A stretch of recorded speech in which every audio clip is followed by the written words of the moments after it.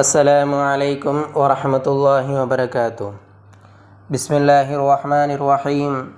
الحمد لله رب العالمين، وأفضل الصلاة وأتم التسليم على سيدنا محمد وعلى آله وصحبه أجمعين. اللهم أخرجنا من ظلمات الوهم وأكرمنا بنور الفهم وافتح علينا بمعرفة العلم وسهل أخلاقنا بالحلم واجعلنا ممن يستمعون القول فيتبعون أحسنه. പ്രിയപ്പെട്ട സത്യവിശ്വാസികളെ, 10ാമത്തെ ക്ലാസ്സിലാണ് നാം ഇപ്പോഴുള്ളത്. കഴിഞ്ഞ ക്ലാസ്സിൽ നമ്മൾ ചർച്ച ചെയ്തത് മുഴുവനും പ്രവാചകരും അവിടുത്തെ അനുചരന്മാരും അനുഭവിച്ച കൊടിയ പീഡനങ്ങളുടെ കഥകളായിരുന്നു. കഷ്ടപ്പാടുകളുടെ കൊടുമുടികൾ താണ്ടി വേദനകളുടെ ആഴക്കടലുകൾ നീന്തിക്കടന്ന് ഭൂമി കരയുമാറുള്ള പീഡനങ്ങൾ ഏറ്റുവാങ്ങിയാണ് ഇസ്ലാം കിഴക്കും പടിഞ്ഞാറും കീഴടക്കിയത്. കൂരിരുട്ടിനു ശേഷം വെളിച്ചമേകുന്ന ഒരു പകലുണ്ട്. ചുട്ടുപൊള്ളുന്ന അത്യുഷ്ണത്തിനു ശേഷം കുളിര് പകരുന്ന തണുപ്പുണ്ട്. വരണ്ടുണങ്ങിയ മരുഭൂമികൾ താണ്ടിക്കടന്നാൽ നയനാനന്ദകരമായ പച്ചപ്പുണ്ടാകും. ഇതൊരു പ്രകൃതി നിയമമാണ്. കഴിഞ്ഞ ക്ലാസ്സിൻ്റെ അവസാനത്തിൽ തന്നെ അള്ളാഹു വേട്ടക്കാർക്ക് കാണാൻ സാധിക്കാത്ത തരത്തിലുള്ള സംരക്ഷണ വലയം ഇരകൾക്ക് വേണ്ടി സംവിധാനിക്കുമെന്നും നമ്മൾ മനസ്സിലാക്കി. കഴിഞ്ഞ ക്ലാസ്സിൻ്റെ തുടർച്ച എന്നോണമാണ് ഇന്നത്തെ ക്ലാസ്സിൽ വിഷയങ്ങൾ ചർച്ച ചെയ്യാൻ താല്പര്യപ്പെടുന്നത്. കഠിനമായ പീഡനത്തിൽ നിന്നും പല വിമോചന മാർഗങ്ങളും അള്ളാഹു ഒരുക്കി കൊടുക്കുന്നുണ്ട്. പ്രിയരെ, നബി സല്ലല്ലാഹു അലൈഹി വസല്ലമയുടെ സഹാബാക്കളുടെ അബിസീനിയയിലേക്കുള്ള അഥവാ എത്യോപ്യയിലേക്കുള്ള പലായനം അതിൽപ്പെട്ടതായിരുന്നു. പ്രവാചകാഗമനത്തിന് ശേഷമുള്ള മുസ്ലിങ്ങളുടെ ആദ്യത്തെ ഹിജ്റയായിരുന്നു അത്. മക്കയിൽ നിന്നും അതിവിദൂരമായ നാടാണ് അബിസീനിയ. ഭാഷ വ്യത്യസ്തമാണ്. കുടുംബങ്ങളായി അവർക്കാരുമില്ല അവിടെ. എന്നിട്ടും അവർ പോകാൻ തന്നെ തീരുമാനിച്ചത് ദീനിനെ സംരക്ഷിക്കുക എന്ന ലക്ഷ്യത്തിൽ മാത്രമാണ്. അതോടൊപ്പം മക്കയിൽ നിന്നും അവർ അനുഭവിക്കുന്ന കഠിനമായ പീഡനത്തിൽ നിന്നും മോചനമാവുകയും ചെയ്യും. അബിസീനിയയിലേക്ക് 2 തവണ യാത്ര നടത്തുന്നുണ്ട്. ഒന്നാമത്തെ യാത്രാ സംഘം വളരെ ചെറുതായിരുന്നു. 10ഓളം പുരുഷന്മാരും 4ഓളം സ്ത്രീകളും മാത്രമാണ് ആ യാത്രാ സംഘത്തിലുണ്ടായിരുന്നത്. വളരെ പ്രമുഖരായ പല സഹാബികളും അവരുടെ കൂട്ടത്തിലുണ്ടായിരുന്നു. അബിസീനിയയിലേക്കുള്ള അഥവാ എത്യോപ്യയിലേക്കുള്ള ഈ യാത്രയുടെ ചരിത്രം നമ്മളെ സംബന്ധിച്ചിടത്തോളം വളരെ വളരെ വളരെ പ്രധാനപ്പെട്ടതാണ്.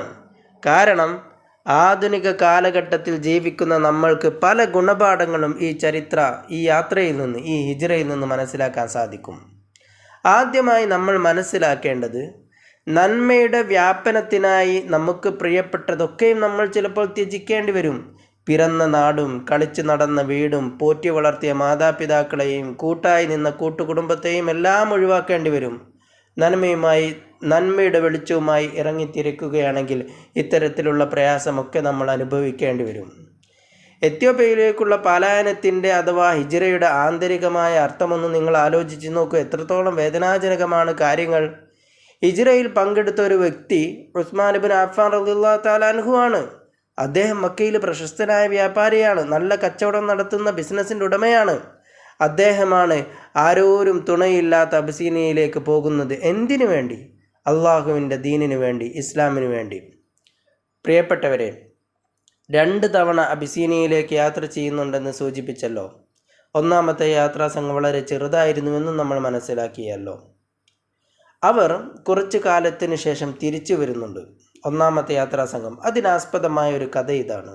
നബി സല്ലല്ലാഹു അലൈഹി വസല്ലമ മക്കയിൽ വെച്ച് സൂറത്തുൻ നജ്മ് അഥവാ വൻ നജ്മി ഇദാ ഹവാ മാ ളല്ല സാഹിബുക്കും വമാ ഗവാ വമാ യൻതിഖു അനിൽ ഹവാ എന്ന ആ സൂറത്ത് പാരായണം ചെയ്തപ്പോൾ അതിൻ്റെ അവസാന ഭാഗത്ത് സുജൂദുണ്ട്. ആ നബി സല്ലല്ലാഹു അലൈഹി വസല്ലമ സുജൂദ് ചെയ്തപ്പോൾ ഈ സൂറത്ത് കേട്ടുകൊണ്ടിരുന്ന സത്യനിഷേധികളും അറിയാതെ സുജൂദ് ചെയ്തു പോയി നബി സല്ലല്ലാഹു അലൈഹി വസല്ലമയോടൊപ്പം. കാരണം അത്ര മധുരതരമാണ് ഖുർആൻ. അത് കേൾക്കുന്ന മാത്രയിൽ അവർ പലപ്പോഴും ആനന്ദലഹരിയിൽ സ്വയം മറന്നു പോകാറുണ്ടായിരുന്നു, വിശ്വാസികളല്ലെങ്കിൽ പോലും. എങ്ങനെയാണ് പ്രവാചകർ അവരുടെ ആരാധ്യ വസ്തുക്കളെ വിമർശിക്കുമ്പോൾ പോലും ഖുർആൻ സൂക്തം കേട്ടപ്പോൾ ആ ഖുർആൻ സൂക്തത്തിൽ അവർ അവരുടെ ദൈവങ്ങളെ വിമർശിക്കുകയാണ് ചെയ്യുന്നത്.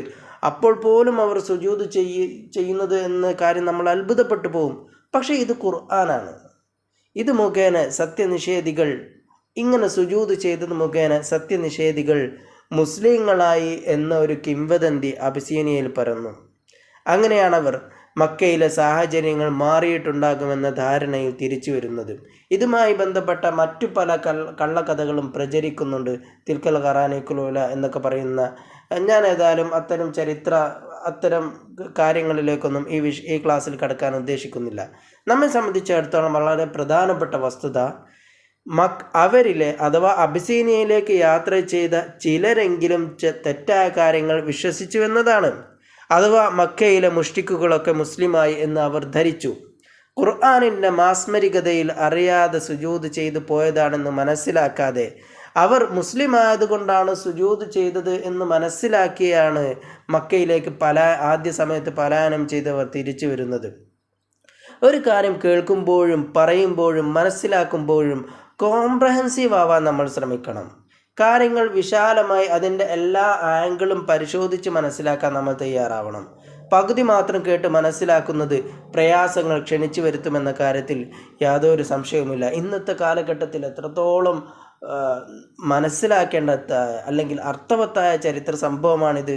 ഇത് ക്ലിപ്പുകളുടെ കാലഘട്ടമാണ്. ക്ലിപ്പുകൾ ഉണ്ടാക്കി ജനങ്ങളെ തെറ്റിദ്ധരിപ്പിക്കലാണ് പ്രധാനപ്പെട്ട ഓരോരുത്തരുടെയും പ്രധാനപ്പെട്ട പണി. ഒരിക്കലും അങ്ങനെ ഉണ്ടാവാൻ പാടില്ല. ഖുർആൻ തന്നെ പറയുന്നുണ്ട്, യാ അയ്യുഹല്ലദീന ആമനൂ ഇൻ ജാഅകും ഫാസിഖും ബിനബഇൻ ഫതബയ്യനൂ അൻ തുസീബൂ ഖൗമൻ ബിജഹാലത്തിൻ ഫതുസ്ബിഹൂ അലാ മാ ഫഅൽതും നാദിമീൻ. അഥവാ ഏതെങ്കിലും ഫാസിഖ് അഥവാ തെമ്മാടി വല്ല കാര്യവുമായി നിങ്ങളുടെ പക്കലേക്ക് വരികയാണെങ്കിൽ അതിൻ്റെ സത്യാവസ്ഥ അന്വേഷിച്ചറിയണമെന്നാണ് ഖുർആൻ ഈ സൂക്തത്തിൽ നമ്മെ പഠിപ്പിക്കുന്നത്. നമുക്ക് ചരിത്രത്തിലേക്ക് തന്നെ വരാം. മക്കയിലെ സാഹചര്യങ്ങളിൽ അവർ വിചാരിച്ചത്ര പുരോഗതിയൊന്നും ഉണ്ടായിരുന്നില്ല. അതുകൊണ്ട് തന്നെ അവർക്ക് രണ്ടാമതും അബിസീനിയയിലേക്ക് യാത്രയാകേണ്ടി വന്നു. ഇപ്രാവശ്യം 100ഓളം ആളുകൾ പോകുന്നുണ്ട്. ഒന്നാമത്തെ ഹിജറയേക്കാൾ പ്രയാസത്തിലായിരുന്നു രണ്ടാമത്തെ അബിസീനിയയിലേക്കുള്ള ഹിജറ. കാരണം 100ഓളം ആളുകൾക്ക് പാത്തും പതുങ്ങിയും പോവുക സാധ്യമല്ല. പോകുന്നവരെ മുഴുവൻ ആക്രമിക്കാൻ മക്കയിലെ എല്ലാ എൻട്രിയിലും എക്സിറ്റിലും ആളെ ഏർപ്പാടാക്കുകയും ചെയ്തിരുന്നു. അങ്ങേയറ്റം പ്രയാസപ്പെട്ടിട്ടാണ് അവർ യാത്ര ചെയ്തത്. ഏതായാലും അവർ അബിസീനിയയിലേക്ക് യാത്രയായി. അവിടെ വെച്ച് അവരെ തിരിച്ചു കൊണ്ടുവരാനായി ചില സംഘത്തെ ഖുറൈശി നേതാക്കൾ അബിസീനിയയിലേക്ക് അയച്ചിരുന്നു. അംർ ഇബ്നുൽ ആസ്, അബ്ദുല്ലാഹിബ്നു അബി റബിഅ എന്നിവരെയായിരുന്നു അബിസീനിയയിലേക്ക് ഈ ഒരു ആവശ്യാർത്ഥം ഖുറൈശികൾ അയച്ചിരുന്നത്. അവർ അബിസീനിയയിലെത്തി രാജാവായ നജാഷിയുടെ പക്കലെത്തി മക്കയിൽ നിന്ന് വന്നവരെ തിരിച്ചയക്കണമെന്ന് പറഞ്ഞു. അതോടൊപ്പം അവരെ വളരെ മ്ലേച്ഛമായ രീതിയിൽ അവർ വിശേഷിപ്പിക്കുന്നുമുണ്ട്. ഇന്ന ഫിത്യതം മിന്ന സുഫഹാ ഫറഖൂദീനന, ഞങ്ങളിലെ ചില വിഡ്ഢികൾ ഞങ്ങളുടെ മതം ഉപേക്ഷിച്ചു. വലം യദ്ഖുലൂ ഫീ ദീനിക, അവരാണെങ്കിൽ നിങ്ങളുടെ ദീനിലേക്ക് പ്രവേശിച്ചിട്ടുമില്ല. ഇങ്ങനെ പല കാര്യങ്ങൾ പറഞ്ഞ് അവരെ ആക്ഷേപിക്കുന്നുണ്ട്. സുദീർഘമായി ഞാൻ എല്ലാം കൂടി ഇവിടെ പറയാൻ ഉദ്ദേശിക്കുന്നില്ല. പ്രവാചകാനുയായികൾക്കെതിരെ ഇങ്ങനെയുള്ള ഗുരുതരമായിട്ടുള്ള ആരോപണം ഉന്നയിച്ചപ്പോൾ അവിടെ കൂടിയിരുന്ന രാജാവിൻ്റെ പക്കലുണ്ടായിരുന്ന ബത്താരിഖത്ത് അഥവാ അവരുടെ കൂടെയുണ്ടായിരുന്നവരൊക്കെ സദഖൂ അയ്യുഹൽ മലിക് എന്ന് പറഞ്ഞു. അതേ രാജാവേ, അവർ പറയുന്നത് സത്യമാണെന്ന് പറഞ്ഞു. ഇങ്ങനെ എല്ലാ രാജാക്കന്മാരുടെ കൂടെയും ഉണ്ടാകും ചിലർ. എന്ത് പറഞ്ഞാലും അതിനെ ശരിവെക്കാനായി ചിലരുണ്ടാകും. പക്ഷേ നജാഷി രാജാവ് വലിയ ബുദ്ധിമാനും ബുദ്ധി സാമർഥ്യമുള്ളയാളായിരുന്നു. അദ്ദേഹം അംർ ഇബ്നുൽ ആസിനെ മാത്രം കേട്ട് വിധി പ്രസ്താവം നടത്താൻ തയ്യാറായില്ല. അദ്ദേഹം പറഞ്ഞു, എനിക്ക് അവരെയും കൂടിയും കേൾക്കണം.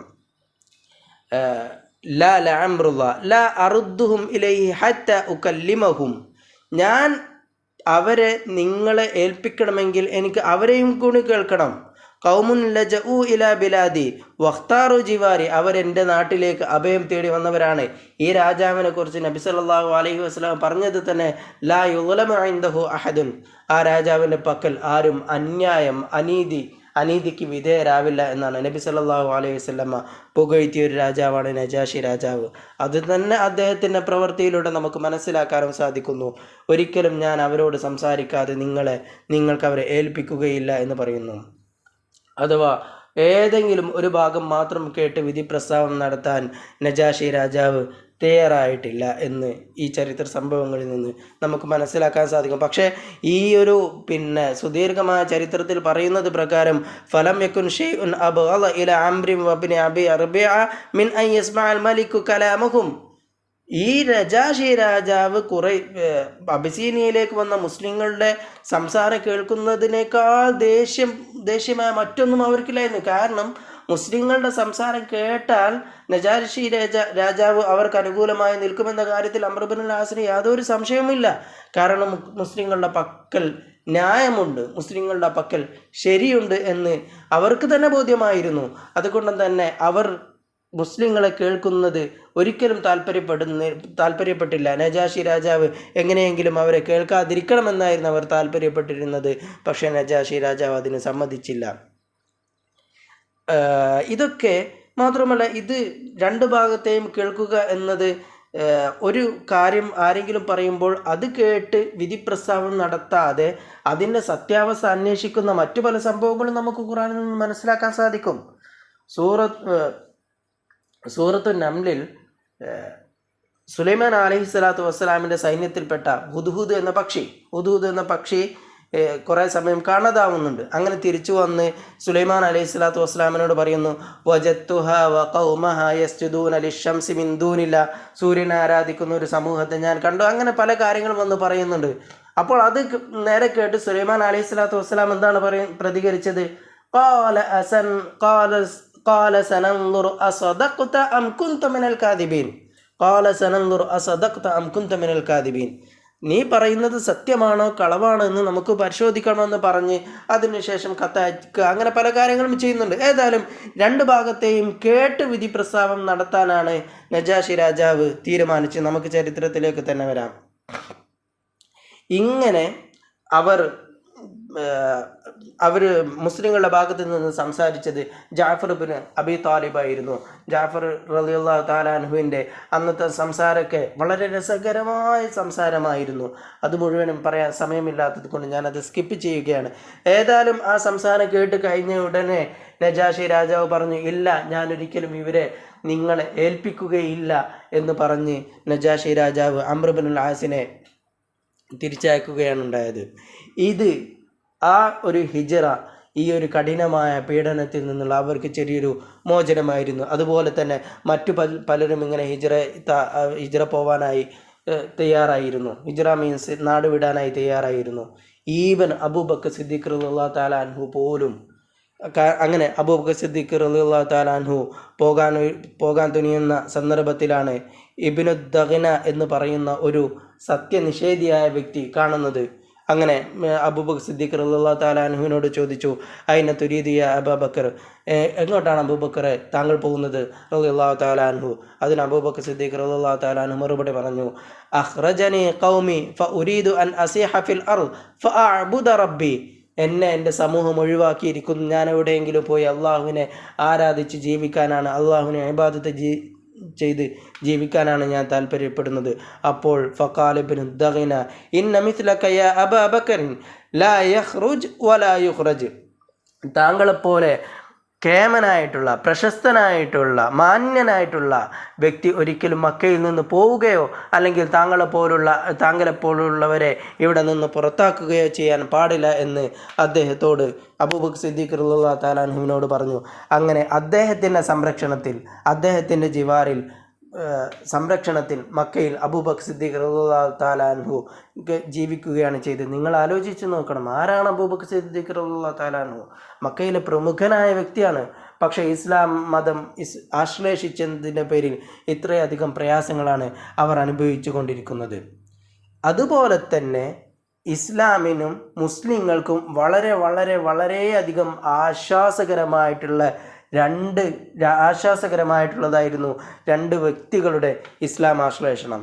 അത് മഹാനായ ഉമർ ഇബ്നുൽ ഖത്താബ് റളിയല്ലാഹു തആല അൻഹുവിൻ്റെയും അതുപോലെ തന്നെ ഹംസ റളിയല്ലാഹു തആല അൻഹുവിൻ്റെയും ഇസ്ലാം ആശ്ലേഷണമായിരുന്നു. അതിനെക്കുറിച്ച് സഹാബാക്കൾ തന്നെ പറഞ്ഞത് കാന ഇസ്ലാമു ഉമർ ഇസ്സൻ, ഉമർ റളിയല്ലാഹു തആല അൻഹുവിൻ്റെ ഇസ്ലാം ആശ്ലേഷണത്തിലൂടെയാണ് നമുക്ക് ഇസ്സത്ത് ഉണ്ടായത്, പ്രതാപമുണ്ടായത്. വ ഹിജ്റതുഹു നസ്റൻ വ ഇമാറത്തുഹു റഹ്മത്തൻ. ഹിജ്റ ഉമർ റളിയല്ലാഹു തആല അൻഹു ഹിജ്റ പോയ സന്ദർഭത്തിൽ അത് വലിയൊരു സഹായകരമായിരുന്നു. അതുപോലെ തന്നെ ഉമർ റളിയല്ലാഹു തആല അൻഹുവിൻ്റെ ഭരണമാവട്ടെ റഹ്മത്തൻ, അത് ഒരു അനുഗ്രഹമായിരുന്നു. വല്ലാഹി മസ്തതഅന അൻ നുസല്ലി ഹൗലൽ ബൈത്തി ലാഹിരീൻ ഹത്ത അസ്ലമ ഉമർ റളിയല്ലാഹു തആല അൻഹു മുസ്ലിം ആയതിനു ശേഷമാണ് ഞങ്ങൾക്ക് കഅബയുടെ പക്കലിൽ നിന്ന് നിസ്കരിക്കാൻ സാധിച്ചത് എന്ന് പോലും പറയുന്നുണ്ട്. ഉമർ റളിയല്ലാഹു തആല അൻഹുവിൻ്റെ ഇസ്ലാം ആശ്ലേഷണം അത്രത്തോളം മുസ്ലിങ്ങൾക്ക് ഉപകാരപ്രദമായിരുന്നു. കാരണം മക്കയിലെ ശക്തനായിട്ടുള്ള വ്യക്തിയായിരുന്നു മഹാനായ ഉമർ ഇബ്നുൽ ഖത്താബ് റളിയല്ലാഹു തആല അൻഹു. ഇവിടെ നബി സല്ലല്ലാഹു അലൈഹി വസല്ലമയുടെ ഒരു പ്രാർത്ഥനയും കൂടി നമ്മൾ മനസ്സിലാക്കണം. നബി സല്ലല്ലാഹു അലൈഹി വസല്ലമ പലപ്പോഴായി പ്രാർത്ഥിക്കാറുണ്ടായിരുന്നു അത്രേ, അല്ലാഹുമ്മ അഇസ്സൽ ഇസ്ലാമ ബി അഹബ്ബി ഹാദൈനി റജുലൈനി ഇലൈക് ബി അബി ജഹ്ലിൻ ഔ ബി ഉമർ ഇബ്നുൽ ഖത്താബ്. ഒന്നെങ്കിൽ ഉമർ ഇബ്നുൽ ഖത്താബ് അല്ലെങ്കിൽ അബൂജഹൽ, ഇവർ രണ്ടിൽ ആരെങ്കിലും ഒരാളെ കൊണ്ട് ഈ ദീനിനെ ശക്തിപ്പെടുത്തണമേ, ഈ ദീനിനെ ഇസ്സത്ത് നൽകണമേ എന്ന് നബി സല്ലല്ലാഹു അലൈഹി വസല്ലമ പ്രാർത്ഥിക്കാറുണ്ടായിരുന്നു. ആ പ്രാർത്ഥനയുടെ ഫലവും കൂടിയായിട്ടാണ് മഹാനായ ഉമർ ഇബ്നുൽ ഖത്താബ് റളിയല്ലാഹു തആല അൻഹു ഇസ്ലാമിലേക്ക് കടന്നു വരുന്നത്. ഞാൻ സാന്ദർഭികമായിട്ട് മറ്റൊരു കാര്യം കൂടി ഓർത്തു പോവുകയാണ്. ഇവിടെ നബി സല്ലല്ലാഹു അലൈഹി വസല്ലമ ദുആ ചെയ്തത് അല്ലാഹുമ്മ അഇസ്സൽ ഇസ്ലാം, ഉമർ റളിയല്ലാഹു തആല അൻഹുവിൻ്റെ ഇസ്ലാം ആശ്ലേഷണത്തിലൂടെ ദീനിന് പ്രതാപം നൽകണേ എന്നാണ് നബി സല്ലല്ലാഹു അലൈഹി വസല്ലമ പ്രാർത്ഥിച്ചത്. പക്ഷേ ഉമർ റളിയല്ലാഹു അൻഹു മുസ്ലിമായി ഇസ്ലാമൊക്കെ പ്രതാപം നേടിയ സന്ദർഭത്തിൽ മഹാനായ ഉമർ ഇബ്നുൽ ഖത്താബ് റളിയല്ലാഹു തആല അൻഹു പറയുന്നത് നഹ്നു ഖൗമുൻ അഅസ്സനല്ലാഹു ബിൽ ഇസ്ലാം, ഇസ്ലാം മുഖേന പ്രതാപം നേടിയ ഒരു ജനതയാണ് നമ്മൾ എന്നാണ്. ശരിക്ക് ഇസ്ലാമിന് ഉമർ റളിയല്ലാഹു അൻഹുവിലൂടെ പ്രതാപം നൽകണേ എന്നാണ് നബി സല്ലല്ലാഹു അലൈഹി വസല്ലം പ്രാർത്ഥിച്ചത്. പക്ഷേ ഉമർ റളിയല്ലാഹു അൻഹു പറയുന്നത് ഇസ്ലാമിലൂടെ പ്രതാപം നേടിയവരാണ് നമ്മൾ. ഉമർ റളിയല്ലാഹു തആല അൻഹുവിൻ്റെ വിനയം നോക്കണം. ഇങ്ങനെയാണ് ഇതൊക്കെയാണ് നമുക്ക് മാതൃക. നമ്മൾ വിനയാന്വിതരാവണം, അങ്ങേയറ്റം വിനയാന്വിതരാവണം.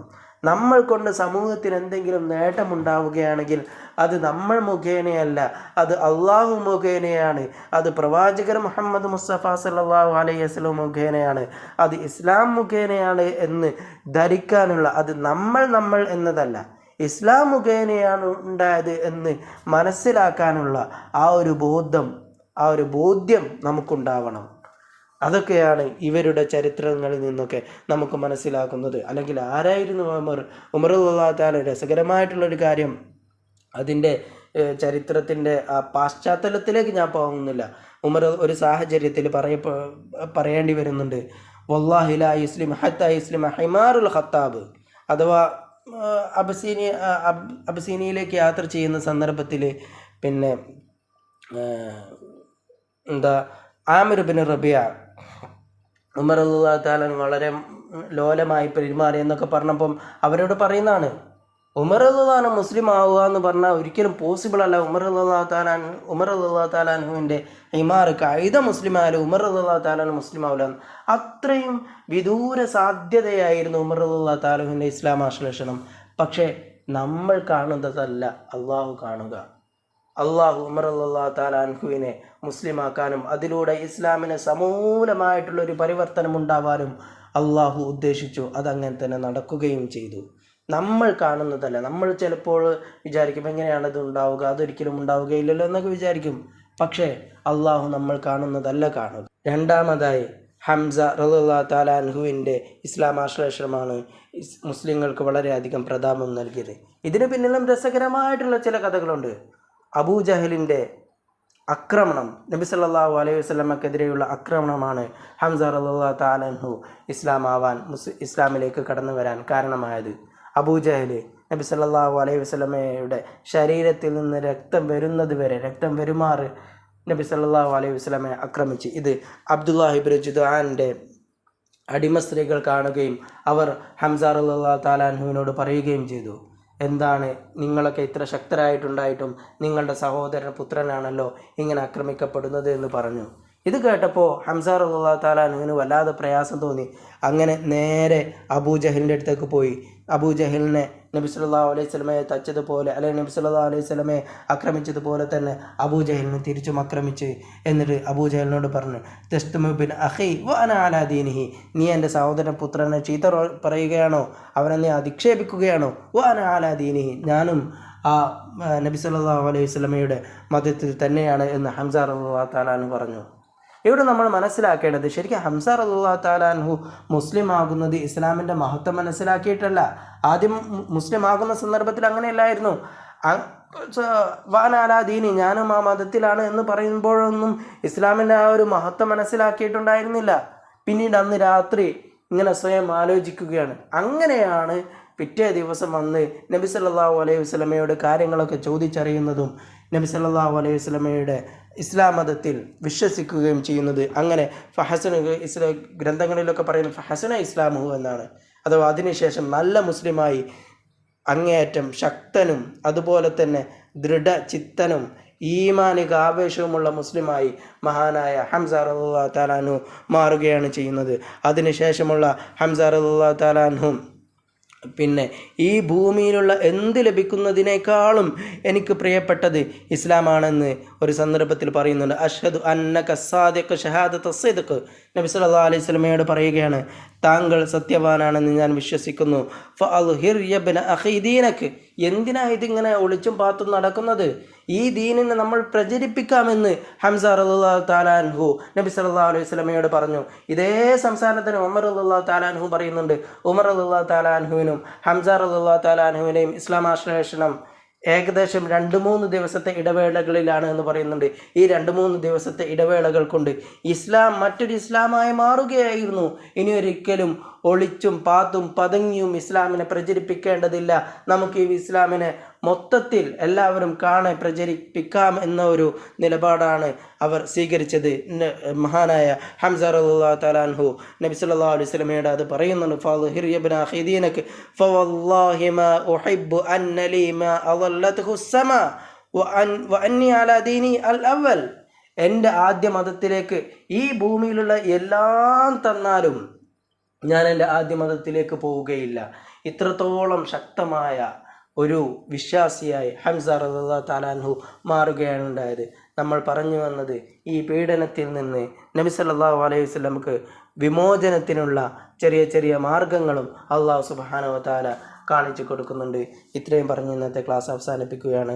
സല്ലല്ലാഹു അലാ മുഹമ്മദ് സല്ലല്ലാഹു അലൈഹി വസല്ലം, സല്ലല്ലാഹു അലാ മുഹമ്മദ് സല്ലല്ലാഹു അലൈഹി വസല്ലം.